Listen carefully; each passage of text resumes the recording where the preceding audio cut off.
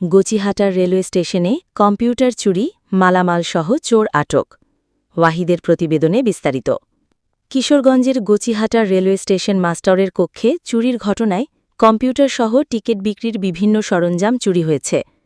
কিশোরগঞ্জের গচিহাটা ঘটনার পর অভিযান চালিয়ে এক চোরকে আটক করেছে রেলওয়ে থানা পুলিশ। মঙ্গলবার ৫ আগস্ট ভোরে কটিয়াদী উপজেলার গচিহাটার রেলওয়ে স্টেশন মাস্টার মোহাম্মদ ইমাম হোসেন সংবাদকর্মীকে বলেন, রেল স্টেশনের কার্যালয়ে তালা ভেঙে চুরি হয়। চোর কম্পিউটার, রাউটার, আইপিএস মেশিনসহ টিকিট বিক্রির কাজে ব্যবহৃত সরঞ্জামাদি চুরি করে নিয়ে যায়। কিশোরগঞ্জ রেলওয়ে থানার ভারপ্রাপ্ত কর্মকর্তা ওসি মোহাম্মদ বাহাউদ্দিন ফারুকী জানান, খবর পাওয়ার পর পুলিশের একটি দল অভিযান চালিয়ে কটিয়াদী উপজেলার সহস্রাম এলাকা থেকে সাইফুল ইসলাম শরীফ নামে এক ব্যক্তিকে আটক করে। তার বসতঘর থেকে চুরি হওয়া মালামালও উদ্ধার করা হয়েছে। শরীফ কটিয়াদী উপজেলার সহস্রাম গ্রামের নুরুল ইসলামের ছেলে। তার বিরুদ্ধে থানায় একাধিক চুরির মামলা রয়েছে বলে জানায় পুলিশ। এ ঘটনায় রেলওয়ে থানায় মামলা দায়েরের প্রস্তুতি চলমান রয়েছে।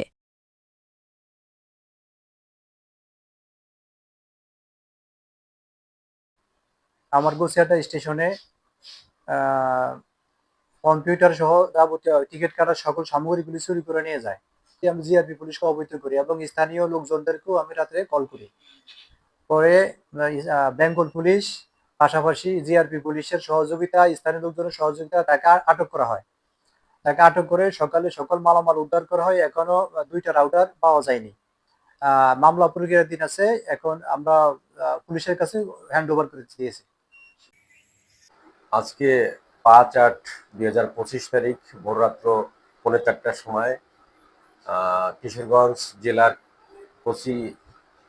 গছিহাটা রেল স্টেশনের স্টেশন মাস্টার ফোন করে জানায় তার অফিস রুম তালা ভেঙে চোররা চুরি করে তার কম্পিউটার, ল্যাপটপ এবং টিকিট বিক্রয়ের সামগ্রী সহ বিভিন্ন মালামাল চুরি করে নিয়ে যায়।